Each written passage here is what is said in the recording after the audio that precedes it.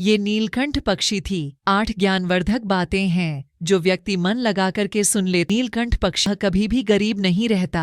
जय श्री कृष्ण। नीलकंठ पक्षी। ओम नमः शिवाय। दोस्तों, स्वागत आप सभी का दर्शक बंधुओं हमारे YouTube चैनल नीलकंठ पक्षी की 8 जान की बातें। आज हम आपके लिए बड़े ही काम की जानकारी लेकर के हाजिर हुए हैं, इसीलिए आपसे मेरा निवेदन है आप हमारी वीडियो के समाप्ति तक हमारे इस चैनल पर हमारे साथ बने रहें। दर्शक बंधुओं, बहुत पुराने समय की बात है। किसी जंगल में एक नीलकंठ पक्षी का जोड़ा रहता था। दोनों पति पत्नी एक दूसरे को बड़े दिल और जान से चाहते थे। दोस्तों, नीलकंठ की जो पत्नी थी बड़े ही झिझियासु स्वभाव की चिड़िया थी। अपने पति के भाई से हर समय पर कुछ न कुछ पूछती रहती थी। एक रात जब दोनों पति पत्नी गंगा किनारे एक वृक्ष की डाली पर बैठे हुए थे तो नीलकंठ की पत्नी अपने पति नीलकंठ से कहती है कि आज मेरा मन बड़ा ही व्याकुल है, आज मुझे बहुत ही ज्यादा बेचैनी हो रही है। प्रिय, कुछ ऐसा उपाय करो जिससे मेरा मन कुछ हल्का हो जाए। मित्रों, जब नीलकंठ अपनी पत्नी की इन बातों को सुनता है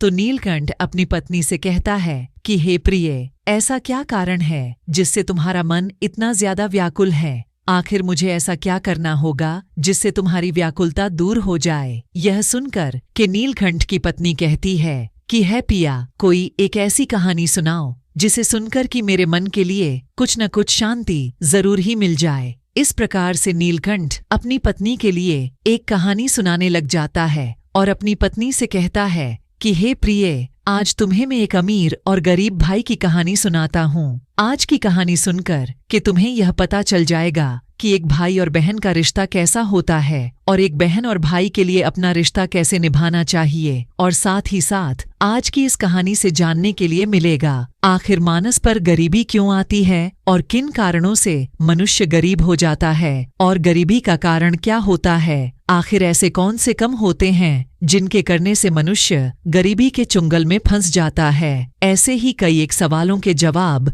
तुम्हें आज की इस कहानी से जानने के लिए मिलेंगे। इसीलिए आज की कहानी बड़ी ही मार्मिक और आपके जीवन में प्रेरणा देने वाली कहानी है। आज की कहानी के माध्यम से तुम्हें ज्ञान की 8 बातें पता चलने वाली हैं। इन बातों को सुनकर कि कोई भी मनुष्य अपनी गरीबी के लिए बड़े आसानी के साथ में दूर कर सकता है। आज की कहानी बड़ी ही ज्ञानवर्धक और शिक्षाप्रद कहानी है। इसीलिए प्रिय, आज के इस कहानी के लिए तुम बड़े ध्यान लगाकर के और मन लगाकर के सुनना। नीलकंठ की पत्नी कहती है, जी यदि इतनी ही अच्छी कहानी है तो तुम कहानी प्रारंभ करो। मैं पूर्ण श्रद्धा और भाव से आज की इस ज्ञानवर्धक कहानी को सुनूंगी और उस कहानी में बताई गई 8 बातों पर जरूर ही अमल करूंगी। मित्रों, इस प्रकार से नीलकंठ अपनी पत्नी के लिए कहानी सुनाने लग जाता है। नीलकंठ कहता है, हे प्रिय, बहुत पुराने समय की बात है। किसी नगर में एक बहुत ही अमीर किसान रहता था।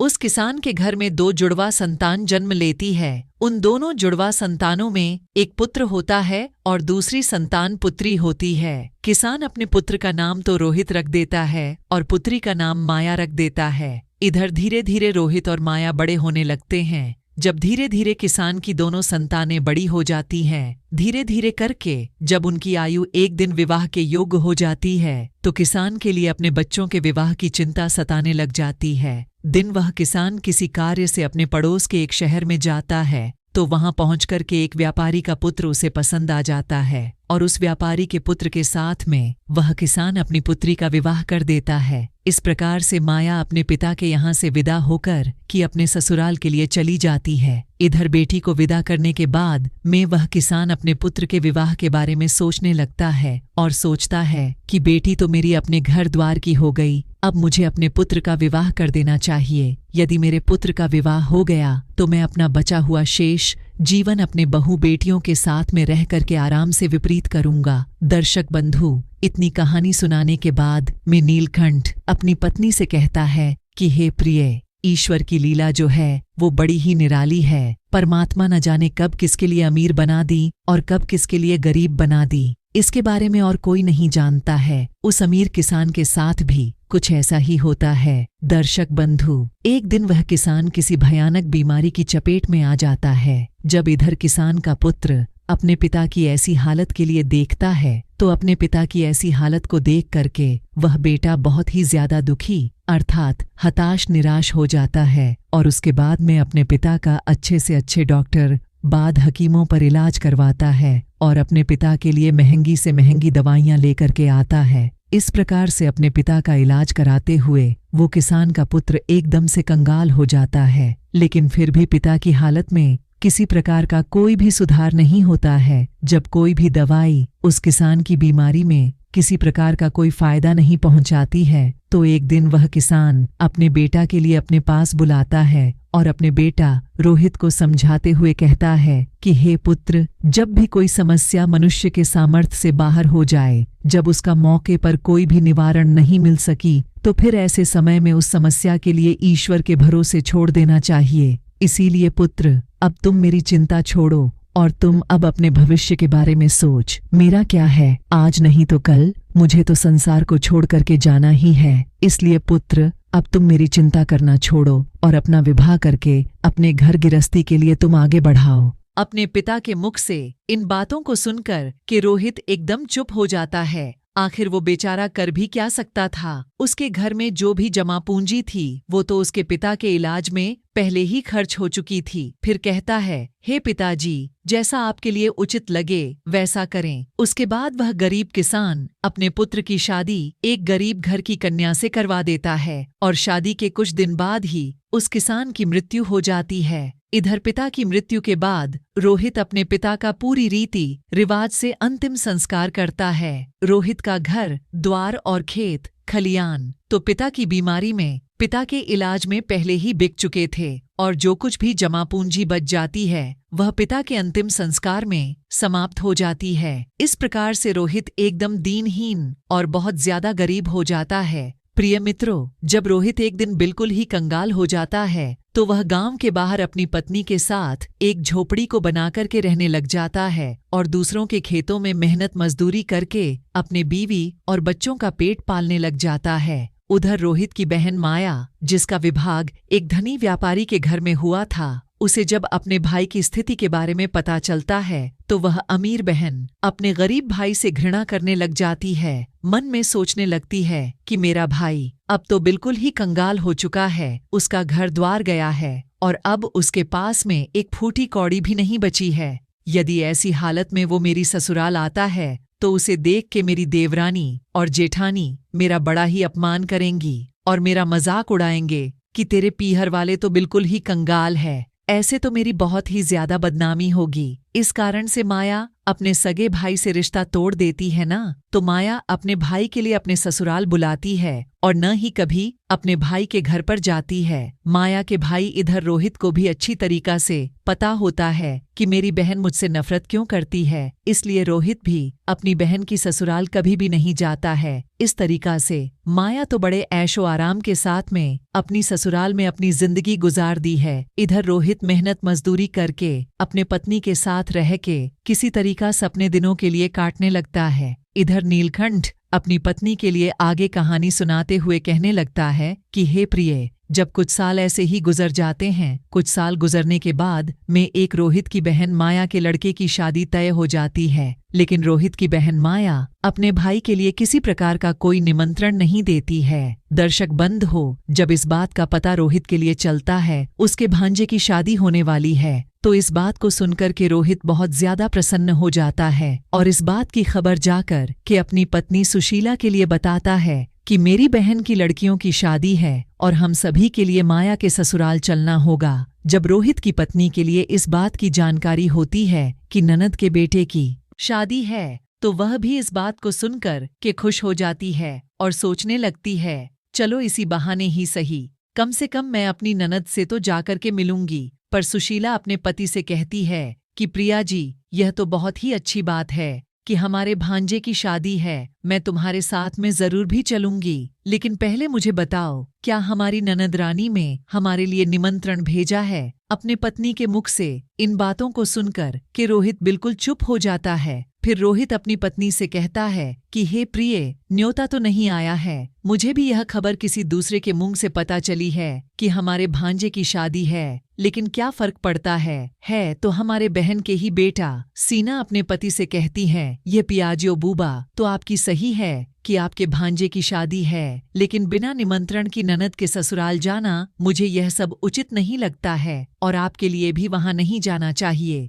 रोहित अपनी पत्नी के लिए समझाता है कि है प्री, माया के ससुराल वाले बड़े आदमी हैं, उन्हें हमारी याद नहीं रही होगी, या फिर यह भी हो सकता है कि उन्होंने हमें न्योता भेजा हो, लेकिन न्योता वाला पर्चा हमारे पास तक नहीं पहुंच पाया हो। इसीलिए प्रिय, तुम किसी भी प्रकार की कोई भी सोचा बेचारी मत करो। बच्चों के लिए तैयार करके मेरे साथ तुम माया की ससुराल चलो। अपने पिया की इन बातों को सुनकर सुशीला कहने लगती है कि प्याज, यदि तुम जाना चाहते हो तो तुम जा सकते हो, लेकिन बिना न्योता के, बिना निमंत्रण के मैं नहीं जाऊंगी। तब पत्नी के मुख से ऐसी बातों को सुनकर कि रोहित कहता है, ठीक है सुशीला, यदि तुम्हारी इच्छा नहीं है तो तुम बच्चों के साथ में घर पर ही रहना, तो फिर मैं ही अकेला माया की ससुराल के लिए चला जाता हूँ। यदि ऐसे में मैं भी नहीं गया तो मेरी बहन की देवरानी और जेठानी मेरी बहन के लिए बात बात पर ताना मारेंगे और कहेंगे कि खर्चा न हो जाए, इसलिए तेरा भाई अब इकलौती बहन की शादी में भी नहीं आया। और यह कहकर कि रोहित घर से बाहर चला जाता है। नीलकंठ आगे अपनी पत्नी को यह कहानी सुनाते हुए कहता है, रेफरी रोहित जो था वो बहुत ही ज्यादा गरीब था और निधन था। किसी से पैसे उधार लेता है और उधार लिए हुए पैसों से अपनी बहन माया और अपनी भांजी के लिए सुंदर सुंदर वस्त्र खरीदता है और उन कपड़ों को लेकर के अपनी बहन की ससुराल के लिए चल देता है। इधर पैदल चलते चलते रोहित के लिए सुबह से शाम हो जाती है। तब कहीं जाकर के वह अपनी बहन के दरवाजे पर पहुंचता है और दरवाजे के एक तरफ जाकर के खड़ा हो जाता है। बेचारा दरवाजे पर ही खड़े होकर कि अपनी बहन के आने का इंतजार देखने लगता है। तभी माया के जेठानी की नजर रोहित पर पड़ जाती है और वह रोहित के लिए पहचान लेती है। रोहित को देखने के बाद माया की जेठानी जाकर कि माया के लिए बताती है कि है माया, आज तेरा भाई आया है और तेरे दरवाजे पर खड़ा हुआ है। जब माया इधर अपनी जेठानी के मुख से इन बातों के लिए सुनती है तो वह अपनी जेठानी से पूछे लगती है कि हे देवी, यदि तुमने मेरे भाई के लिए देखा है तो मुझे बताओ, मेरा भाई मेरी ससुराल में किस हालत में आया है और मेरे भाई ने आखिर कैसे कपड़े पहने हैं। तो उसी समय पर माया की जेठानी कहती है कि तुम्हारा भाई फटे पुराने वस्त्र पहनकर कि तुम्हारे दरवाजे पर खड़ा हुआ है और दरवाजे पर खड़ा हुआ तुम्हारा आने का इंतजार कर रहा है। यह सुनकर कि माया गुस्से में भर आती है और सभी की नजरों को बचाते हुए अपने भाई के पास में पहुंचती है। इधर रोहित जब अपनी बहन माया के लिए अपने पास आते हुए देखता है तो खुशी के मारे उसका चेहरा खिल जाता है। अपनी बहन को देखकर कि रोहित की आंखों से आंसू टपकने लगते हैं। उसके बाद ही माया अपने भाई को अपने साथ में लेकर सबकी नजरों से बचाते हुए अपने घर के सबसे अंदर वाले कमरे में ले जाती है और कमरे में ले जाकर के पूछने लगती है कि भैया, तुम्हारे पास आखिर किसने न्योता भेजा था। तब रोहित कहता है, बहना, तुमने तो अपने भाई के लिए बिल्कुल ही भुला दिया, लेकिन किसी के मुंह से मुझे पता चल गया कि मेरे भांजे की शादी है, इसीलिए मैं तुम्हारे लिए और तुम्हारी बेटी के लिए नए कपड़े लेकर के आया हूँ। अपने भाई के मुख से इन बातों को सुनकर कि माया कहने लगती है कि से भैया, तुम्हें इस तरीका से बेशर्मों की तरह मेरे घर पर नहीं आना था। तुम इस तरीका से फटे पुराने कपड़े पहनकर कि मेरे घर तक चले आए। कम से कम तो अपनी नहीं, मेरी इज्जत तक का तो ख्याल किया होता। कम से कम तुमने मेरे मान और सम्मान का ख्याल किया होता। आखिर तुम्हारी तो कोई इज्जत नहीं है, कम से कम तुमने हमारी इज्जत के बारे में तो सोचा होता। माया के मुख से ऐसे कटु वचन सुनकर कि उस मजबूर भाई का कलेजा जो था वो छलनी हो जाता है। तब रोहित अपनी बहन के कदमों में गिरकर की माफी मांगने लगता है और कहता है, यह बहना तो मुझे क्षमा कर दो। मुझे नहीं पता था कि मेरी वजह से आज तुम्हारी इतनी बदनामी होगी। यदि मुझे ये बातें पहले ही पता होती कि तुम मेरे वजह से इतनी आहत होगी, इतने हताश निराश होगी, तो मैं तुम्हारे दरवाजे पर कभी नहीं आता। भला मैं तो यह सोच करके आया था कि मेरे भांजे की शादी है, यदि मैं नहीं पहुंचा तो मेरी बहन के लिए मेरी बहन की देवरानी जेठानी पाने मारेंगे। रोहित की जब बातों को सुनकर कि माया का गुस्सा जब थोड़ा सा शांत होता है, माया रोहित से कहती है, चलो जब तुम आ ही गए हो तो मेरी एक बात तुम कान खोलकर सुन लो। जब तक मेरी बेटी की शादी नहीं हो जाता तब तक तुम इसी कमरे में बंद रहना, और भूल कर भी तो मैं इस कमरे से बाहर निकलने की गलती मत करना। जब भोजन बन जाएगा तो मैं तुम्हें भोजन की थाली इसी कमरे में लेकर आ जाऊंगी। तुम भोजन खाकर के चुपचाप पिछले दरवाजे से अपने घर के लिए चले जाना। रोहित कहता है, ठीक है, वरना आज रात को ही तुम्हारी ससुराल से अपने गांव के लिए चला जाऊंगा, लेकिन वह ना तो मेरे कपड़ों के लिए रख लो जिन्हें मैं तुम्हारे लिए बड़े प्यार से लाया हूँ। तब माया अपने भाई से कपड़ों को लेकर के कमरे से बाहर चली जाती है और जाते समय बाहर से उस कमरे की कुंडी लगा जाती है। रोहित उस अंधेरे कमरे में बैठकर अपने बहन के वापस आने का इंतजार करने लगता है। साथियों, इतने कहानी सुनाकर कि नीलकंठ चुप हो जाता है। तब नीलकंठ की पत्नी कहती है कि है प्याज, बड़े ही प्यारी कहानी है, आगे सुनाओ ना, इस कहानी में आगे क्या होता है। तब मिलकर कहानी के लिए आगे बढ़ाते हुए कहता है, हे प्रिय, इधर तो रोहित उस अंधेरे कमरे में बैठा हुआ अपनी बहन के लौटने का इंतजार कर रहा होता है कि आज मेरी बहना मुझे भोजन के लिए लौट करके वापस आती होगी, आज तो मुझे भी स्वादिष्ट भोजन खाने के लिए मिलेगा। उधर वो निर्मोही बहन अपने भाई को उस कमरे में बंद करके अपने घरेलू काम धंधे में लग जाती है और शादी के काम धंधे में इतनी ज्यादा खो जाती है कि अब तो उसे याद ही नहीं रहता है कैरी कि मेरी माँ का जाया भाई मेरे यहाँ कमरे में बंद मेरे लौटने का इंतजार कर रहा है। दर्शक बंद हो। इधर जैसे जैसे समय बीतने लगता है, भूख प्यास की वजह से रोहित छटपटाने लगता है और उसकी हालत भी खराब होने लगती है। तब रोहित अपनी बहन के लिए आवाज लगाता है, लेकिन उसकी आवाज के लिए और कोई नहीं सुनता है। इस तरीका से रोहित के लिए उस अंधेरे के कमरे में पड़े हुए दर्शक वर्ल्ड हो। 1 नहीं 3 दिन बीत जाते हैं। इधर रोहित के लिए अपने बीवी और बच्चों की बड़े ही याद सताने लगती है। रोहित सोचता है, यदि कोई नहीं आया तो मैं तो बम्ब इसी कमरे में ही मर जाऊंगा।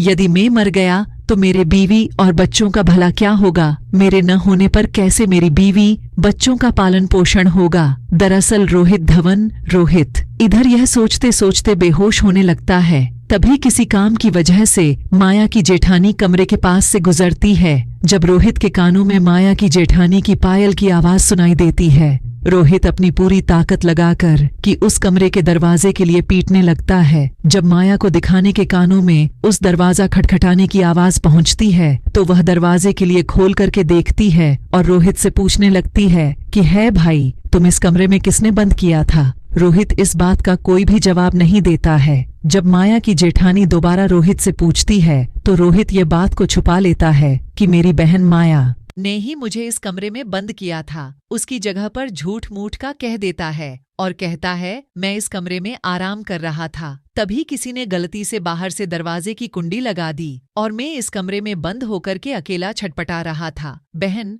यदि तुम आज नहीं आती तो मेरे प्राण पखेरु उड़ जाते। और इतना कहने के बाद रोहित घर के पिछले दरवाजे से चुपचाप बाहर निकल जाता है और इधर अपने घर की सीध लगा लेता है। 3 दिन का भूखा प्यासा बेचारा रोहित अपने घर के लिए चल देता है। अंत में वह चलते चलते काफी दूर निकल आता है और चलते चलते अब तो रोहित के लिए चक्कर आने लगते हैं। दर्शक बंद हो। जैसे ही रोहित का सिर चकरा आता है और वह उसी समय पर जमीन पर गिरने वाला होता है, तभी वहां पर कहीं से एक बूढ़ी माँ आ जाती है और वह बूढ़ी माँ रोहित के गिरने से पहले ही रोहित के लिए संभाल लेती है। दर्शक बंद हो। जब कुछ घंटे बाद रोहित के लिए पुनः दोबारा होश आता है तो रोहित अपने के लिए क्या देखता है? वह एक बूढ़ी माँ की गोदी में लेटा हुआ है और बूढ़ी माँ एक भेजना लेकर के पंखा लेकर कि उसकी हवा कर रही है। होश आने के पश्चात रोहित खड़ा हो जाता है और खड़े होने के बाद में उस बूढ़ी माँ के लिए प्रणाम करता है और कहता है, हे माँ, भला कौन है? दर्शक बंद हो। इतनी कहानी सुनाने के बाद में नीलकंठ थोड़ा सा विश्राम लेता है और विश्राम करने के बाद में नीलकंठ अपनी पत्नी के लिए इससे बची हुई आगे की कहानी सुनाने लग जाता है। निकट आगे कहता है, स्वरूप प्रिय कि जिस बूढ़ी माँ की गोद में वो बेचारा रोहित लेटा हुआ था, वह बूढ़ी माँ एक देवी माँ होती है। इधर रोहित की पत्नी सुशीला रोज उस देवी माँ की पूजा किया करती थी और पूर्ण तरीका से श्रद्धा भाव से देवी माँ की सुशीला भक्ति किया करती थी। इसीलिए जब रोहित चक्कर खाकर के गिरने वाला होता है तो उसी समय पर तत्काल देवी वो प्रकट होकर कि रोहित को जमीन पर गिरने से बचा लेती है और रोहित का सिर अपनी गोदी में रखकर कि उसे अपनी गोद में सुला लेती है। जब रोहित के लिए होश आता है तो रोज देवी माता के लिए प्रणाम करके अपने घर के लिए वहां से चलने लगता है। तभी उसी समय पर वह बूढ़ी माँ कहती है कि है बेटा, तुम भला कहाँ से आ रहे हो और दर्पण कहाँ के लिए जा रहे हो। रोहित बताता है, हेमा मेरी भतीजी की शादी थी, इसी वजह से मैं अपनी बहन के ससुराल गया था और मैं लौट करके वहीं से आ रहा हूँ और इधर मेरा गांव है, मैं अपने गांव के लिए जा रहा हूँ। तो बूढ़ी माँ रोहित से कहती है, बेटा यदि तुम बुरा ना मानो तो मैं तुमसे एक बात पूछना चाहती हूँ। तब रोहित कहता है, पूछो मैया, तुम उससे क्या पूछना चाहती हो। बूढ़ी माँ पूछती है कि बेटा यदि तुम अपनी बहन के घर से आ रहे हो और जैसा कि तुमने बताया कि वहां पर शादी थी, तो फिर तुम लौट करके खाली हाथ कैसे जा रहे हो? क्या तुम्हारी बहन ने तुम्हारी बीवी बच्चों के लिए कुछ भी नहीं भेजा? बूढ़ी माँ के मुख से ऐसी बातों को सुनकर कि रोहित की आंखों से आंसू टपकने लगते हैं और रोहित उसके बाद में उस बूढ़ी माँ अर्थात देवी माँ से कहता है कि है मैया, भरना आपसे क्या छुपाना, आपने तो मेरे प्राणों की रक्षा की है। तब रोहित उस बूढ़ी माता के लिए पूरी घटना बता देता है जो उसके साथ में हुई थी।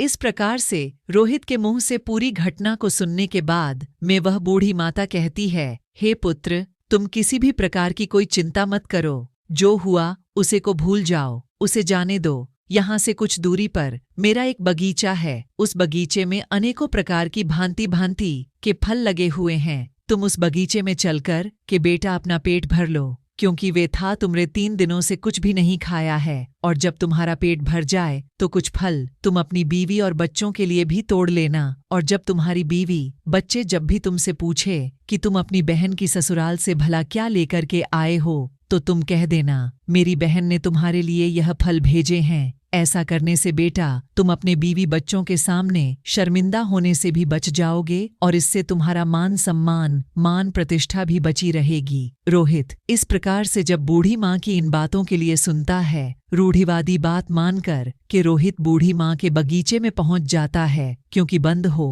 उस बगीचे में नाना प्रकार के फल लगे हुए थे। तब रोहित वृक्षों से फल तोड़ करके खाने लगता है और जब उसका पेट भर जाता है तो कुछ फलों को तोड़कर के अपने थैले में रख लेता है। यह सब करने के बाद में रोहित उस बूढ़ी बस अड्डा लेने के बाद में अपने घर के लिए चलने लगता है। तब बूढ़ी माँ रोहित से कहती है कि है पुत्र, जाते समय तुम मेरी इन 8 बातों के लिए सुनते जाओ। 8 बातें बेटा तुम्हारे जीवन में बहुत ही ज्यादा काम आने वाली है। इस प्रकार से बूढ़ी माँ उस रोहित के लिए 8 बातें बताती है और उन 8 बातों को सुनकर कि रोहित अपने घर के लिए चल देता है। जब रोहित फलों से भरा हुआ उस थैले को लेकर अपने घर पर पहुंचता है, पुरोहित के छोटे छोटे बच्चे और रोहित की पत्नी रोहित के पास आ जाते हैं और पूछने लगते हैं, पिताजी तुम बुआ के घर से आ रहे हो, आखिर बुआ ने हमारे लिए क्या भेजा है? यह सुनकर कर रोहित अपने हाथों का थैला अपने घर वाले के लिए थमा देता है और फैला देने के बाद में रोहित घर से बाहर निकल जाता है। उधर रोहित के जाने के बाद में रोहित की पत्नी जब उस थैला को खोल करके देखती है, फैला के अंदर का नजारा देखकर कि वहीं एकदम से हैरान रह जाती है। सुशीला फैला में देखती है कि वह थैला पूरा जो भरा हुआ है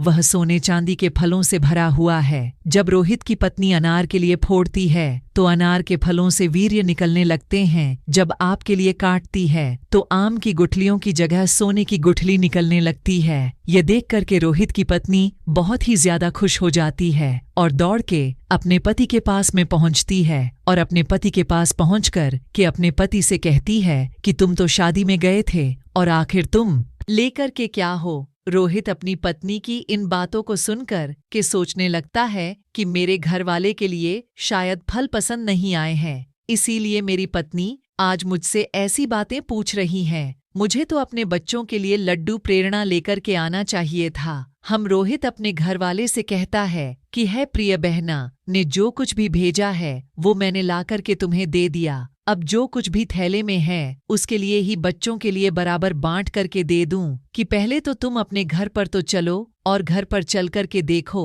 तो सही कि तुम्हारी बहन ने हमारे लिए आखिर भेजा है तो भेजा क्या है। यह कहकर के सुशीला अपने पति को पकड़कर घर के अंदर ले जाती है और अपने पति से कहती है, इसे पियाडी जरा देखिए तो सही, आखिर हमारी ननद ने हमारे लिए भला क्या भेजा है। और यह कहकर कि सुशीला रोहित के सामने फैला के लिए पलट देती है। फैला पलटते ही के अंदर से हीरे मोती सोना चांदी निकलने लगते हैं। सुशीला कहती है कि है जी, आखिर हमारी न बने तो हमारा भाग्य ही बदल दिया। उन्होंने फलों में छुपाकर के हीरे मोती भेजे हैं। जब यह नज़ारा रोहित देखता है तो समझ जाता है कि मुझे जो रास्ते में बूढ़ी माँ मिली थी वो कोई साधारण माँ नहीं थी, साधारण महिला नहीं थी, वो बूढ़ी माँ कोई देवी माँ थी। लेकिन इस बारे में रोहित अपनी पत्नी के लिए कुछ भी नहीं बताता है और मन ही मन उस बूढ़ी माँ के लिए रोहित धन्यवाद देता है। दर्शक बंद हो, इतनी कहानी सुनाने के बाद में दलील कंठ थोड़ा सा आराम करता है। फिर आगे की कहानी अपनी पत्नी को सुनाते हुए कहता है कि हे प्रिय, इस प्रकार से रोहित के लिए बहुत सारा धन मिल जाता है। रोहित पहले की तरह फिर से अमीर हो जाता है। कुछ समय बाद रोहित अपने बीवी और बच्चों के लिए एक अच्छे से आलीशान महल का निर्माण करवाता है और बड़ी शान शौकत के साथ राजा महाराजाओं की तरह उस महल में रहने लगता है। और सभी नगर के लोग भी रोहित का ऐसा देखकर के मान सम्मान देने लगते हैं। धीरे धीरे करके इधर जब रोहित का महल तैयार हो जाता है, जब उसकी राजा महाराजाओं जैसी सांसों को हो जाती है, परवेज रोहित की पत्नी सुशीला अपने पति से कहती है कि है आज सावन का महीना आने वाला है और सावन के महीने में सभी स्त्रियां अपने अपने पिता के घर पर जाती है। इसीलिए तुम भी अपनी बहन के ससुराल जाओ और मेरी ननद के लिए तुम यहाँ पर बुलाकर खिलाओ। इसी बहाने अपने पीहर घूम जाएंगी और इसी बहाने मैं भी अपनी नमक से मिलूंगी। रोहित जब अपनी पत्नी के ऐसी बातों के लिए सुनता है, पुरोहित अपनी पत्नी के कहने पर फिर से अपनी बहन की ससुराल चल देता है और कुछ समय के बाद ही अपनी बहन की ससुराल पहुंच जाता है। से एक बार रोहित अपनी बहन की उसी दरवाजे पर जाकर के खड़ा हो जाता है जिस दरवाजे पर वह कुछ दिन पहले आकर के खड़ा हुआ था। अभी उसी समय पर माया की जेठानी घर से बाहर निकलती है और बाहर का नजारा देखकर के दौड़ी दौड़ी माया के पास में जाती है और माया से कहती है कि से माया, आज तो तेरा भाई आया। अपने जेठानी के मुख से इन बातों को सुनकर कि माया कहने लगती है, बहन, कोई भी अधिकारी मेरा भाई नहीं हो सकता, मेरा कोई भी भाई नहीं है। दरअसल माया ऐसा इसीलिए कह रही थी क्योंकि माया इस बार भी अपने भाई के लिए भिखारी ही समझ रही थी। लेकिन जब उसकी जेठानी बताती है कि है माया, तुम्हारा भाई आज भी कार्य की तरह नहीं आया है, बल्कि वह राजा और महाराजाओं की तरह आया है। तुम्हारे भाई को देखकर ऐसा लग रहा है जैसे वह किसी देश का राजा महाराजा हो।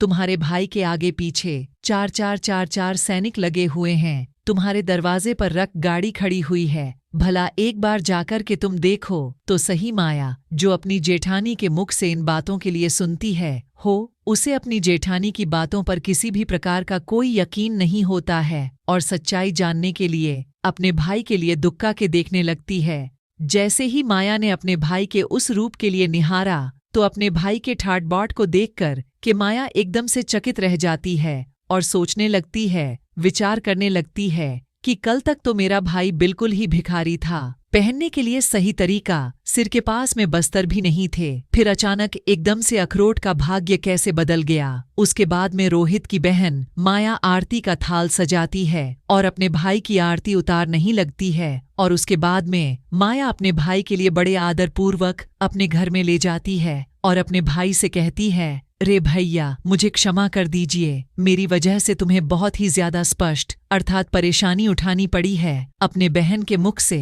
इन बातों को सुनकर के रोहित कहने लगता है कि वह ना कोई बात नहीं है, उस समय पर हमारे दिन कुछ ऐसे ही थे। तुम्हारे गलतियों के लिए मैंने तुम्हें तो पहले ही क्षमा कर दिया है बहन, अब तुम इन बातों के लिए छोड़ो और मेरे साथ में चलने की तैयारी करो। बहन, माया मत में आज बुलाने के लिए आया हूँ, अब तुम्हें मेरे साथ में मेरे घर पर चलना है। तुम्हारी भाभी ने मुझे बुलाने के लिए तो तुम्हारे यहाँ पर भेजा है, तुम्हारी भाभी ने उन्हें बुलाने के लिए यहाँ पर भेजा है। यह सुनकर कि माया खुशी खुशी अपने भाई के घर पर चलने के लिए तैयारी करने लगती है और तैयार होकर कि माया अपने भाई के रथ में बैठ जाती है। इस तरीका से जब रोहित की बहन माया अपने पीहर में पहुंचती है तो अपने भाई की शान शौकत को देखकर कि एकदम से दंग रह जाती है। इधर माया देखती है कि अब भव्य आलीशान महल है और महल के अंदर अनेकों प्रकार के नौकर चाकर लगे हुए हैं और अन्न के भंडार भरे हुए हैं। माया अपने भाई की ऐसी को देखकर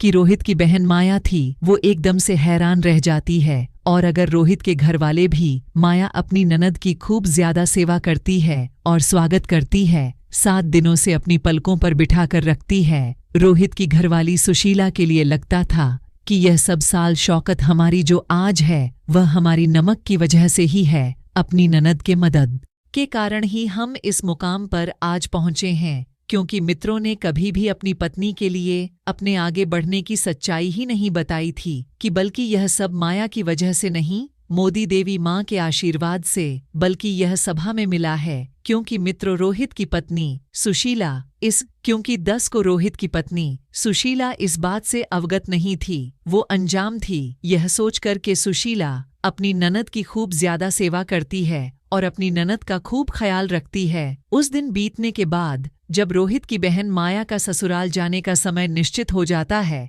तो रोहित की पत्नी सुशीला अपने पति से कहती है कि हैप्पी, कल तुम्हारी बहन अपनी ससुराल के लिए चली जाएंगी, इसीलिए तो बाजार के लिए जाओ और बाजार जाकर कि अपनी बहन के लिए कोई अच्छा सा तोहफा लेकर के आउट। पत्नी के मुख से इन बातों को सुनकर कि रोहित घर से बाहर चला जाता है और रोहित एक मोची की दुकान पर पहुंचता है और मोर्चे की दुकान पर पहुंचकर कि मोची से कहता है, हे भाई मोची, कि मुझे अपने महिला के लिए बोलने वाली ज्योति बनवाने हैं, क्या तुम मेरी बहना के लिए बोलने वाली ज्योति बनवा सकते हो? मोची कहता है कि सेट में बोलने वाली ज्योति तो बना दूंगा, लेकिन उसके बनवाने की कीमत बहुत लगेगी। तब रोहित कहता है, हे मोची भाई, मैं तुम्हें मांगा पैसा दूंगा, लेकिन ऐसी जूतियां बनाओ छुट्टियों के लिए जब भी मेरी बहना पहने, और उन्हें पहन करके जब भी वह चली तो वे जूतियां बारी बारी से इन 8 बातों के लिए बोले। इसके बाद में मोची के लिए रोहित वो ज्ञान की बातें बताता है, जो बातें बूढ़ी माँ ने रोहित के लिए चलते समय पर बताई थी। रोहित मोर्चे से कहता है कि है मोची भाई, अब ज्ञान की बातें तुम्हें बताने के लिए जा रहा हूँ। इस प्रकार से रोहित बारी बारी से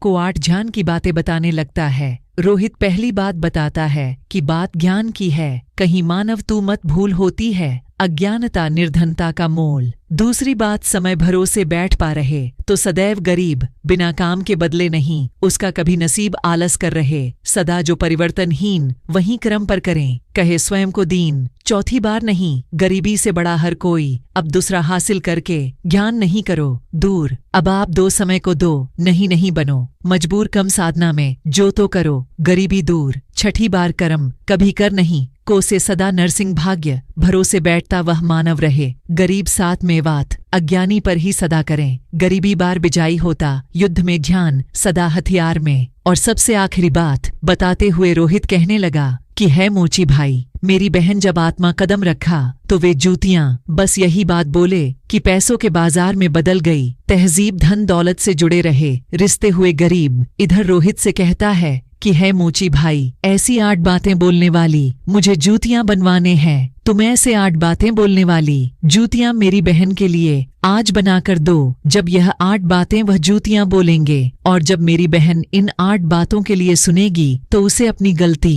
का एहसास होगा कि मुझे पैसे के घमंड में आकर के अपने भाई का ऐसा अपमान नहीं करना चाहिए था। तब नीलकंठ अपनी पत्नी से कहता है कि हे प्रिय, इस प्रकार से रोहित उस मोर्चे से अपनी बहन के लिए हीरे मोतियों से जड़ी हुई सोने और चांदी की जूतियां बनवाता है और उन जूतियों को करके अपने बहन के लिए उपहार स्वरूप दे देता है। सोने चांदी की जूतियों को पाकर कि माया का चेहरा एकदम से खिल जाता है। उसके बाद में माया अपने भाई से विदा लेकर कि अपने ससुराल के लिए चली जाती है। इधर माया जो अपने ससुराल पहुंच जाती है तो माया की देवरानी जेठानी पूछने लगती है कि है माया, तो अपने भाई के घर से आई हो, तो तुम्हारे भाई ने तुम्हें क्या उपहार दिया है? तो माया अपनी देवरानी जेठानी सास ससुर भाइयों के लिए, तो माया अपनी देवरानी और जेठानी और सास ससुर को भाई के द्वारा भेंट की गई झूठी दिखाती है और कहती है, देखो मेरे भाई ने मुझे सोने चांदी की हीरे मोती की जड़ी हुई जूतियां दी हैं,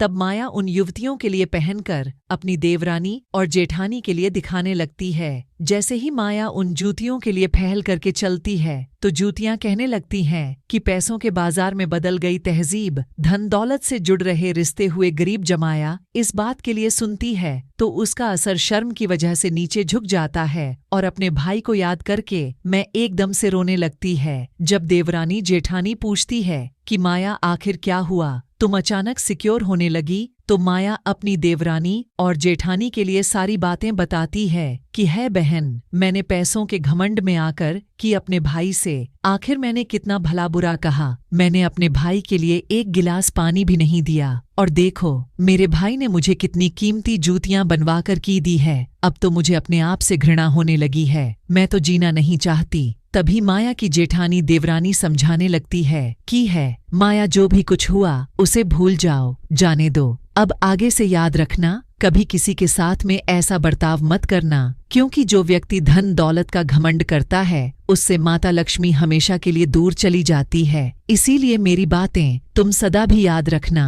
और इस तरीका से माया की जेठानी माया के लिए 8 बातें बताने लगती है। माया की जेठानी पहली बात बताते हुए कहती है कि है माया, जो व्यक्ति रात्रि के समय रसोई में झूठे वह पर रखता है और खाने पीने की चीजों के लिए बर्बाद करता है, ऐसा व्यक्ति बहुत ही जल्दी निधन अर्थात गरीब हो जाता है। दूसरी बात है, जिस घर में घर की स्त्रियों का अपमान होता है, उनकी इज्जत नहीं की जाती है, उस घर में देवी लक्ष्मी ज्यादा दिनों तक नहीं रुकती है। तीसरी बात है, जिस घर की स्त्रियां सूर्य अस्त के बाद में अपने घरों में झाड़ू लगाती है या पर चूल्हा चौका करती है, ऐसे परिवार वाले लोग भी बहुत जल्दी ही गरीब हो जाते हैं। चौथी बात, जिस घर परिवार के लोग पैसों की कद्र नहीं करते हैं, वह बेफिजूल के कार्यों में पैसे के लिए बर्बाद करते हैं, ऐसे घरों से भी रूठकर कि माता लक्ष्मी हमेशा के लिए दूर चली जाती है। पांचवी बार, जो लोग पैसे आने के बाद में उस पैसे से दूसरे के मान प्रतिष्ठा के लिए ठेस पहुंचाते हैं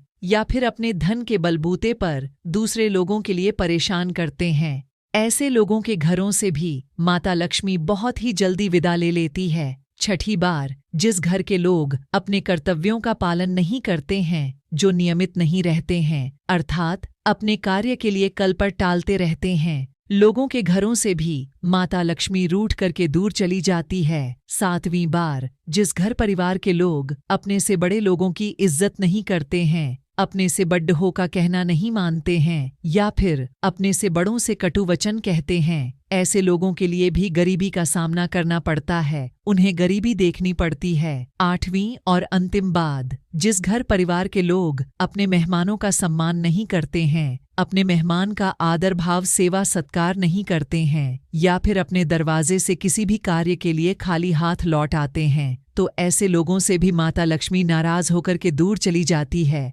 इस प्रकार से माया की जेठानी माया के लिए 8 बातें बताती है और अपनी देवरानी से कहती है कि है बहन मेरी, इन 8 बातों के लिए तो गांठ में बांध लेना। इधर नीलकंठ कहता है, हे इस प्रकार से रोहित की बहन माया और जूतियों की बातों के लिए सुनकर और अपनी जेठानी की बात सुनकर एकदम से बदल जाती है। उसे समझ आ जाता है कि माया तो आनी जानी है, माया पर कभी घमंड नहीं करना चाहिए। यह ईश्वर न जाने कब किसके लिए गरीब बना दे और कब किसके लिए अमीर बना दी, इस बात का किसी के लिए पता नहीं चलता। उसके समझ में ये भी आ जाता है कि पैसे के घमंड में आकर कभी भी किसी का अपमान या अनादर नहीं करना चाहिए। तो दर्शक बंधु, यदि थी आज की कहानी आपके लिए कैसी लगी, कृपया करके कमेंट के माध्यम से आप हमें जरूर